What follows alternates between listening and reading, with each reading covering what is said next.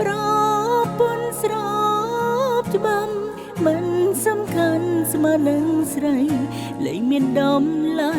តាំងពីស្រីម្នាក់នោះចូលក្បែរធ្លំលក្រុមយ៉ាងជាមួយប្រពន្ធកូនអីលើប្រែជាសូនលែងនឹងនាងធ្លាប់សើញសម្បាយខ្លាចជាต้องសោកក្រមគ្រាសំបានទេវិលមកថែប្រពន្ធកូនវិញនាងណាខ្លាំងជួបប្តីដូចខ្ញុំ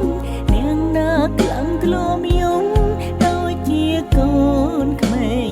នាងណាខ្លាំងប្តីក្បត់មិនក្រែងលួចចិញ្ចឹមស្រីក្មេងឲ្យប្រពន្ធកូនរូបឈឺចាំទុំពងទៅផ្លែកុំមកបានទេកុំឲ្យស្រីដូចគ្នារងដូចស្លាប់ខត់ប្តីខ្លួនឯងក៏មិនបាននាងយ៉ាប់រាយអន្ទាំងដាំងមុនស្នេហ៍មិនឈប់យ៉ាងនេះ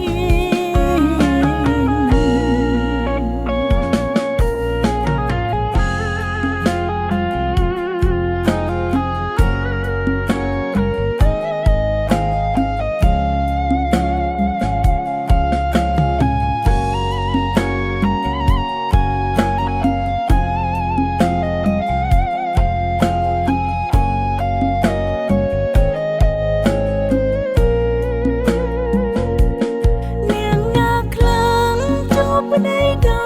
ចខ្ញុំនាងណាខ្លាំងធ្លាប់យំដូចជាកូនក្មេងនាងណាខ្លាំងប្តីក្បត់មិនក្រែងលួចចិញ្ចឹមស្រីក្មេងឲ្យប្រពន្ធកូនរូបឈឺចាំបើទុំពងទៅផ្លែកុំមកបានទេកុំឲ្យស្រីដូចគ្នារងដូចស្លាប់ខត់ប្តី